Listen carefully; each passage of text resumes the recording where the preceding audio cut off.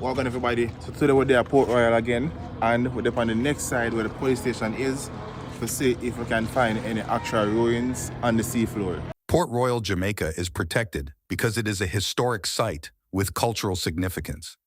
It's known for its rich history as a major port and pirate stronghold. The protection ensures its preservation for future generations.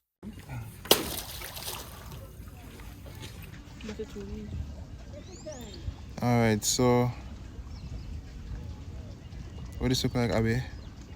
Yeah, that's definitely. Wait, come back over. That's definitely a column. Yeah. We find one column. And we could have seen actual structures. So like say the next one here. I expect them to look like this because them can't look as good as what they look 300 years ago. Alright, so see, this is definitely a bigger structure.